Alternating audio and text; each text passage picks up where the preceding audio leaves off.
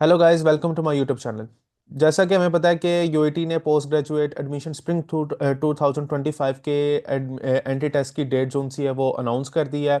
और जो से आपके एंट्री टेस्ट हैं वो स्टार्ट हो रहे हैं 11 दिसंबर से स्टार्ट हो रहे हैं, क्योंकि अब मल्टीपल्स डिपार्टमेंट्स हैं तो हर डिपार्टमेंट का जो है ना वो डेट अलग-अलग है। जिस तरह अगर देखा जाए तो सीएस डाटा साइंस इनके तो आई थिंक सो 11 दिसंबर से स्टार्ट हो रहे हैं।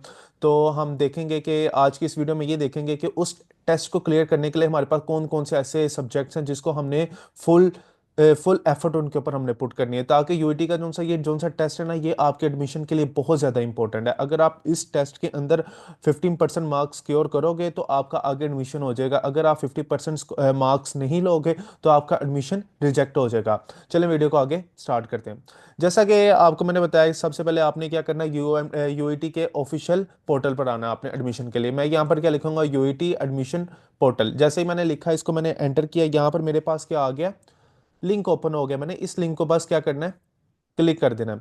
जैसे ही आप क्लिक करेंगे, ये यूईटी का जो है ना वो एडमिशन पोर्टल है, ऑफिशियल एडमिशन पोर्टल है। यहाँ पर कोई भी इंफॉर्मेशन अगर चाहिए तो आपको यहाँ से वो मिलेगी। तो यहाँ पर अब हमने देखने कि कौन कौन से ऐसे सब्जेक्ट्स हैं जो बहुत ज़्यादा इंपॉर्टेंट है हमारे लिए। हमने यहाँ से क्या करना है, सिंपली ये डाउनलोड ऑप्शन पर आ जाना है। जैसे ही आप डाउनलोड के ऑप्शन पर आएंगे, यहाँ पर आपके पास तीन ऑप्शन दी हुई हैं। एक उन्होंने अंडर ग्रेजुएट दी हुई है, मास्टर्स के लिए दी हुई है, ये कुछ इंपॉर्टेंट फॉर्म्स हैं। ठीक है, उसके बाद आपने क्या करना है, ये जो सा एक मिनट, ये जो सा मास्टर्स एमफिल एमएस पीएचडी का इंफॉर्मेशन है ना, आपने सिंपली इसको क्लिक करना है। इसके क्लिक के बाद आपने क्या करना है, प्रोस्पेक्टस के पास आ जाना है। जैसे आप इसको क्लिक करोगे, यहाँ पर आपका ये प्रोस्पेक्टस क्या हो जाएगा, ओपन हो जाएगा। जैसे आप इसको ओपन करेंगे, यहाँ पर देखें स्प्रिंग 2025 लिखा हुआ आ रहा है आपके पास। आपने क्या करना है, थोड़ा सा स्क्रॉल डाउन करना है और नीचे आ जाना है।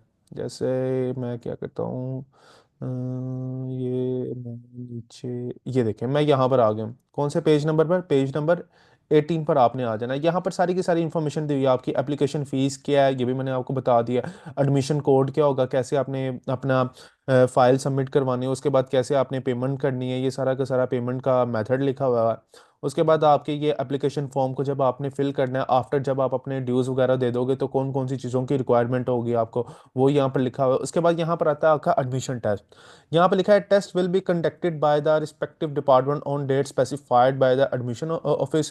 Qualifying score for MSc MPhil masters MS is 50%। कि आपके जो उनसे टेस्ट को अचीव करना है ना आपने, उसमें आपके आने चाहिए 50% मार्क्स आने चाहिए। अगर 50% मार्क्स आएंगे तो आप अपने टेस्ट को क्लियर कर लोगे और आगे आप फर्दर अपनी फाइल को क्या कर सकते हो, परस्यू कर सकते हो। और यहाँ पर लिखा है कि in the test 80% of the test will be related to the relevant program, whereas 20% would be general, most likely based on analytical reasoning। अब यहाँ पर कह रहा है कि जो से 80% जो सा आपका टेस्ट होगा ना, 100% टेस्ट होता है ना आपका, उसमें जो सा 80% होगा ना, वो आपका क्या होगा, आपके रेलिवेंट प्रोग्राम से होगा। कि जो जो से आपने प्रोग्राम्स पढ़े हुए हैं उनमें से कोई भी हो सकता है, वो प्रोग्राम में से वो 80% आपका टेस्ट ले सकते हैं। और जो सा 20% होगा वो कहाँ पर होगा, आपका एनालिटिकल रीजनिंग में से होगा। कि कोई से भी एनालिटिकल क्वेश्चंस वो आपको दे सकते हैं, ठीक है ना, तो उसमें से होगा। जैसा कि अभी मैंने रिसेंटली अपना एडमिशन यूआईटी में लिया था, तो वहाँ पर जो सा उसका एंट्री टेस्ट था, वही मैं आपके साथ शेयर करता हूँ कि कौन कौन से जब मैंने उनके एडमिशन ऑफिस से बात की तो उन्होंने हमें बताया कि ये मोस्ट इंपॉर्टेंट कोर्सेज है, आप इनको फॉलो करो, इनको रीड करो तो आपका एंट्री टेस्ट क्लियर हो जाएगा। टेस्ट इनका जो सा है ना पोस्ट ग्रेजुएट का, वो क्लियर हो जाएगा। वही मैं आप लोगों के साथ शेयर करता हूँ। यहाँ पर मैं खोल लेता हूँ, डॉक्स खोल लेता हूँ ताकि आपको मैं डॉक से क्लियर बता सकूँ। घबराना नहीं है आप लोगों ने, बहुत ही इनका सिंपल सा टेस्ट होता है। कोई बस आपने कोई चीज़ छोड़नी नहीं है, बस ये ध्यान रखना है, अगर नहीं भी आता तो आपने तब भी करके आना है उसको। मैं थोड़ा सा ना आपको गाइड करता हूँ इन हवाले इन इसके टेस्ट से, ताकि आप ज़रा ना मेंटल तौर पर प्रिपेयर होकर टेस्ट को देने जाएं। अब क्या आपका 80% जोन से है वो टेस्ट होगा आपका, टेस्ट आपका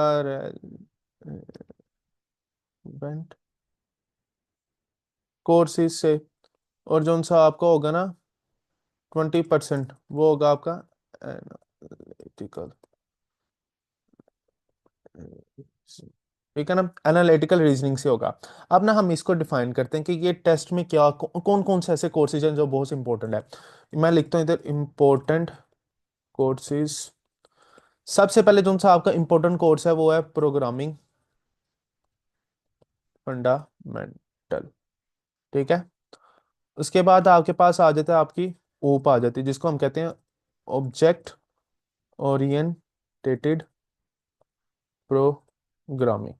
उसके बाद आपका आ जाता है data data structure. Data structure and, इधर लिख देता हूँ ताकि ना आपको, data structure and analysis analysis. उसके बाद आपका आ जाता है ओएस, जिसको हम कहते हैं ऑपरेटिंग सिस्टम। उसके बाद कौन सा आपका आ जाता है एससी आ जाता है सॉफ्टवेयर इंजीनियरिंग। फिर आपके पास आ जाता है एक एआई आ जाता है कोर्स, एक डाटा साइंस आ जाता है, और एक आपके पास आ जाता है, ये दो जरा कोर्सेज भी इंपॉर्टेंट है, इसको भी मैं वेरीफाई करवा देता हूँ। आर्टिफिशियल इंटेलिजेंस इंटेलिजेंस, और इसको कहते हैं हम डाटा साइंस।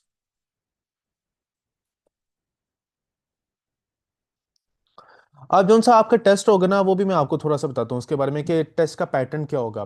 जोन सा आपका टेस्ट होगा वो उसमें होंगे आपके पास 30 जोन से एमसीक्यूज होंगे आपके पास, एमसीक्यूज होंगे। टू आपके पास क्वेश्चंस होंगे जिसको आपने लिखना होगा, और टू आपके एनालिटिकल रीजनिंग से रिलेटेड क्वेश्चन होंगे।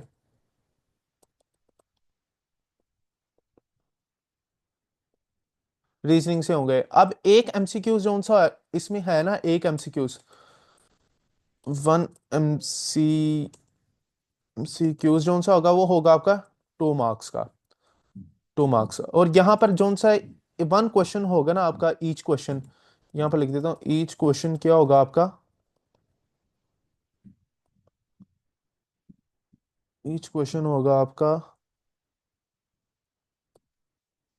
10 मार्क्स का। और यहाँ पर ईच जोन सा एनालिटिकल होगा ना,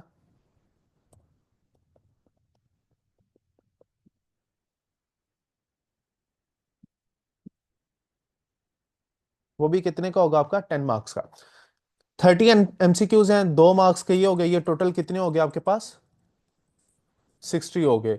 उसके बाद ये दो क्वेश्चंस आएंगे आपके पास, वो कितने का, 1 मार्क्स कितने का होगा उसका, 10 का, वो कितने हो गए आपके पास, दो होंगे, तो ये 20 हो गए। उसी तरह दो एनालिटिकल क्वेश्चंस होंगे, वो कितने का, एक एनालिटिकल क्वेश्चंस कितने का होगा, 1 मार्क्स 10 मार्क्स का होगा, तो वो कितने हो गए, 20 हो गए। तो ये 60, 20, 20, ये टोटल आपका बन जाता है 100।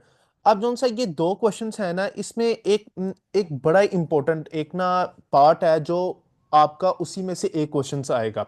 एक क्वेश्चन आपका कहां से आएगा, एक क्वेश्चन आपका आएगा ऑपरेटिंग सिस्टम से। ऑपरेटिंग सिस्टम समझ लें कि ये आपका मोस्ट इंपॉर्टेंट पार्ट है फॉर द टेस्ट। ठीक है। जौन सा आपका ऑपरेटिंग सिस्टम कोर्स है, ये बहुत ही आपका मोस्ट इंपॉर्टेंट पार्ट है टेस्ट के हवाले से। क्यों, इसमें से आपके पास तकरीबन से तकरीबन 5 से 7 जोन से है ना एमसीक्यूज आ सकते हैं, आएंगे, वो डेफिनेटली आएंगे। और जोन सा इसमें से एक जोन सा क्वेश्चंस होगा 2 पार्ट का, जोन सा दो आपने क्वेश्चंस अटेम्प्ट करने होंगे, जिसको आपने लिखना होगा। तो एक क्वेश्चन जोन सा होगा ना, वो तो डेफिनेटली इसमें से आएगा, क्योंकि मैंने समझ लें कि मैंने जब मैं एंट्री टेस्ट की तैयारी कर रहा था, तो मैंने तकरीबन से तकरीबन 2 साल पुराने बच्चों से भी पूछा था कि क्या क्या टेस्ट में आया था, तो उन्होंने कहा था कि ऑपरेटिंग सिस्टम का एक सवाल लाजमी आता है। तो मेरा भी एक क्वेश्चन आया था, उससे प्रीवियस में मैंने किसी पर्सन से पूछा, उसने भी कहा था कि ऑपरेटिंग सिस्टम से लाजमी एक क्वेश्चन आता है। तो ऑपरेटिंग सिस्टम को आपने लाजमी इंपॉर्टेंट लेना है, इसमें से कोई चीज नहीं आपने छोड़नी, हर चीज आपने ऑपरेटिंग सिस्टम से ना रीड करनी है, आपको एक एक चीज का ऑपरेटिंग सिस्टम में से पता हो। और एक और इसमें कोर्स है जिसको कहते हैं हम डाटा बेस। अब जो सा प्रोग्रामिंग फंडामेंटल फंडामेंटल है ना, इसमें से आपके पास आएंगे एरर्स से रिलेटेड क्वेश्चंस। दो एरर से रिलेटेड क्वेश्चंस आ सकते हैं आपको। दो आपको कहाँ कौन से आ सकते हैं आपके आउटपुट से, मैं इधर लिख देता हूँ, 2 एरर और दो आपके क्या आगे आउटपुट। ये आपके क्या आ सकते हैं इनमें, क्वेश्चंस आ जाते हैं। उसके बाद ऑब्जेक्ट ओरिएंटेड प्रोग्रामिंग, जब मैंने एंटी टेस्ट दिया था इसमें से कोई भी मुझे क्वेश्चंस नहीं आया था। डाटा स्ट्रक्चर से मुझे आए थे, सिंपल सिंपल डाटा स्ट्रक्चर्स के आए थे मुझे। उसने ये मुझसे पूछा हुआ था कि आप मुझे बताएं कि एक लिंक लिस्ट है, अगर मैं उसमें कोई चीज ऐड करता हूँ इन द एंड तो उसकी टाइम कम्प्लेक्सिटी क्या होगी। आपने ईच डाटा स्ट्रक्चर्स की जो सी है ना टाइम कम्प्लेक्सिटी लाजमी देखकर जानी है कि अगर उसमें डिलीशन हो रही है, अगर इंसर्शन हो रही है, अगर उसमें सर्चिंग हो रही है तो कितनी टाइम कम्प्लेक्सिटी लग रही है। और जो सा नेक्स्ट पार्ट था वो डेटाबेस का था। डेटाबेस में से भी मुझे सिंपल सिंपल से क्वेश्चंस आए हुए थे, उसके भी कोई हार्ड एंड फास्ट उन्होंने टॉप लेवल के या समझ लें कि कोई एडवांस लेवल के उन्होंने क्वेश्चंस नहीं दिए हुए थे, सिंपल से दिए हुए थे कि एक आपके पास टेबल है तो उसमें जो उनसे रोज होती हैं उसका दूसरा नाम के लाइक उसको हम टप्पल भी कहते हैं, जो उनसे कॉलम्स हैं स्कीमास क्या होता है जिसमें सारा के सारा टेबल आ जाता है, टेबल का नाम आ जाता है, उसके कॉलम्स के नाम आ जाते हैं, प्राइमरी की को हम डिफाइन कर देते हैं। ये सारी की सारी उसने चीजें पूछी हुई थी, इसमें भी कोई इतना ज्यादा लेंथी उसने कि एडवांस लेवल का नहीं देखा था। आपने क्या करना है, डाटाबेस को सिंपल बस रीड कर लेना, इतना ज्यादा इसके ऊपर टाइम आपने स्पेंड नहीं करना। जो सा ये ऑपरेटिंग सिस्टम है ना, इसमें से एक आपको क्वेश्चन आया हुआ था, लाजमी आएगा आप लोगों को, और ये मैं गारंटी कहता हूं कि ऑपरेटिंग सिस्टम में से आपको एक क्वेश्चन सो लाजमी है ना, कोई 7 8 है एमसीक्यूज इसमें से आ जाने हैं, और एक 10 नंबर का जो सा है ना आपका क्वेश्चन आ जाना है। उसके बाद क्या है, ये जो सा एससी है सॉफ्टवेयर इंजीनियरिंग, ये भी आपका बहुत इंपॉर्टेंट है। इधर मैं लिख देता हूं most important part for the test. ठीक है, ये भी आपका क्या है, बहुत इंपॉर्टेंट पार्ट है आपके एमसीक्यूज के रिलेटेड से। इसमें से कोई आपका क्वेश्चंस तो नहीं आएगा, ये भी मैं श्योरिटी रखता हूँ, कभी आज तक आया तो नहीं है इसमें से, लेकिन जो से इसमें से एमसीक्यूज है ना वो आपको बहुत अच्छे अच्छे एमसीक्यूज आएंगे। आपने थोड़ा सा ना इसको एडवांस पर लेकर जाना है इस कोर्स को, ठीक है ना, ये ना हो के बस आप इसको नॉर्मल देख लो, इसको भी आपने नॉर्मल नहीं देखना, इसके भी काफी एमसीक्यूज आ सकते हैं। 8 से 9 जब मैंने एंटी टेस्ट दिया था इसके 9 से 8 एमसीक्यूज आए हुए थे, ठीक है ना। ये भी आप लोगों ने इसको भी अच्छी तरह प्रिपेयर करना है। डेटाबेस को बस आपने ऊपर ऊपर से देख लेना है, ऑपरेटिंग सिस्टम को आपने ऊपर ऊपर से देख लेना है, प्रोग्रामिंग फंडामेंटल तो ये आपकी बेसिक्स है, आपकी मेंटेलिटी है कि आपको कैसे कोड को आप देखते हो। लाइक ये जिस तरह की आपने प्रैक्टिस की है ना, ये आपके उस बेस पर आपके ये 4 क्वेश्चंस होंगे। मुझे तो 4 क्वेश्चंस आए हुए थे, 2 एरर्स के, 2 आउटपुट के, और नहीं सॉरी 2 एरर के आए थे, 4 आउटपुट्स के मुझे आए थे, टोटल 6 एमसीक्यूज इसमें से मुझे आए हुए थे।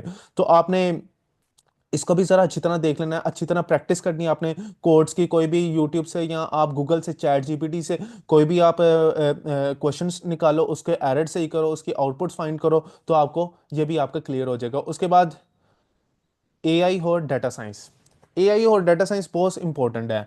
आपने इसमें से बस ये देखना है कि बेसिकली एआई होता क्या है, ये कहाँ कहाँ पर इसकी एप्लीकेशंस हैं, उसी तरह डाटा साइंस क्या है, इसकी कहाँ कहाँ पर एप्लीकेशंस हैं, मशीन लर्निंग इनमें क्या काम करती है, डीप लर्निंग इनमें क्या काम करती है, एनएलपी क्या काम करती है, कंप्यूटर विजन क्या इसमें काम करती है। ये बस आपको इन चीज़ों का बेसिक्स बेसिक्स क्वेश्चन होना चाहिए, क्योंकि इसमें से भी एक लॉन्ग क्वेश्चन आपको आ सकता है इन दोनों पार्ट में से। तो आपने इन दोनों पार्ट को भी बिल्कुल अच्छी तरह आप लोगों ने क्लियर करना है, अपने कॉन्सेप्ट्स इन दोनों के भी क्लियर होने चाहिए आप लोगों के, क्योंकि जब आप इंटरव्यू देने जाओगे तो वहां पर आपको इस एरिया से भी रिलेटेड आपसे क्वेश्चंस हो सकते हैं। अगर आप डाटा साइंस में अप्लाई कर रहे हो तो इस एरिया से भी वो आपको क्वेश्चंस पूछ सकते हैं। अगर आप कंप्यूटर साइंस की फील्ड में अप्लाई कर रहे हो तो हो सकता है तो वो आपसे इस फील्ड से रिलेटेड क्वेश्चंस पूछें ना। तो अगर आपकी स्पेसिफिक डोमेन अगर एआई हो डाटा साइंस की हो सकती है, तो जब आप इंटरव्यू देने जाओगे, जब आप उनको बताओगे, तो वो हो सकता है कि वो आपको इधर से भी इस एरिया से भी पूछें। तो आपने अपनी एआई हो डाटा साइंस के भी कॉन्सेप्ट क्लियर करके जाना है कि बेसिकली एआई क्या है, मेडिकल फील्ड में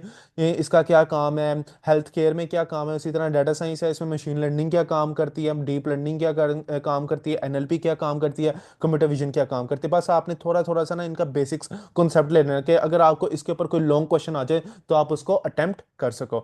उसी तरह जोन सा आपका टू एनालिटिकल रीजनिंग है, ये आपको क्वेश्चन आएंगे, ये भी ईजी होते हैं, कोई इतना इनका कोई लेंथी नहीं होता। अगर आपकी थोड़ी सी भी थोड़ी एनालिटिकल रीजनिंग अच्छी है तो आप इसको अटेम्प्ट कर लोगे। एक और बात जो मैं आपको लोगों को बताना चाहूंगा, ये जो उनसे 2 क्वेश्चंस होंगे ना, ये आप लोगों ने बिल्कुल नहीं छोड़ने, ठीक है। ये आपने लाजमी करने हैं आपने, ठीक है ना। अगर नहीं भी आते, कुछ भी लिखा ना वहां पर, कुछ भी लिखा ना वहां पर, लेकिन लाजमी कुछ लिख के आना है, ठीक है ना, ये दो क्वेश्चंस नहीं आपने छोड़ने। समझ लें कि ज़्यादातर चांस जो से होता है ना आपका एडमिशन का यहाँ पर ही होता है। अगर ऊपर नीचे से नंबर कम भी हो रहे हो तो वो लोग भला क्या करते हैं, वो यहाँ से नंबर देकर आपको एंड आपका टेस्ट क्लियर करवा देते हैं। पोस्ट ग्रेजुएट में आपका टेस्ट भी क्लियर करवाने की वो बिल्कुल कोशिश करते हैं, लेकिन जबकि आपने कुछ लिखा होगा तो वो आपका टेस्ट क्लियर होगा। अलबत्ता आपका टेस्ट भी क्लियर नहीं होगा। आपने इन दो क्वेश्चंस को बिल्कुल नहीं छोड़ना। एक क्वेश्चन आपका कहाँ से आएगा, आपके ओएस से आ जाएगा। एक क्वेश्चन क्या आ सकता है आपका एआई, या एआई से आ सकता है, या डाटा साइंस से आ सकता है। और एक क्वेश्चन आपका कहाँ से आ सकता है, आपके डाटा स्ट्रक्चर से, डाटा स्ट्रक्चर से, स्ट्रक्चर से, ठीक है ना। लाइक ग्राफ से रिलेटेड वो पूछ सकता है, अनडिरेक्टेड ग्राफ हो गया, मल्टीपल्स ग्राफ्स आपके पास आ जाते हैं, आपने उनको अच्छी तरह क्लियर कर लेना है। और उसके बाद आपने अल्लाह पर सारी बातें छोड़ देनी और जाके अपना टेस्ट देना है। तो इंशाल्लाह ताला अगर आपने ये चीज़ों को फॉलो किया होगा तो आपका टेस्ट जो है ना वो बिल्कुल क्लियर हो जाएगा। ठीक है। 30 मार्क्स जो से हैं उसके लिए कौन कौन से इंपॉर्टेंट पार्ट हैं आपके लिए। एक प्रोग्रामिंग फंडामेंटल, इसको अच्छी तरह आपने पढ़ना है।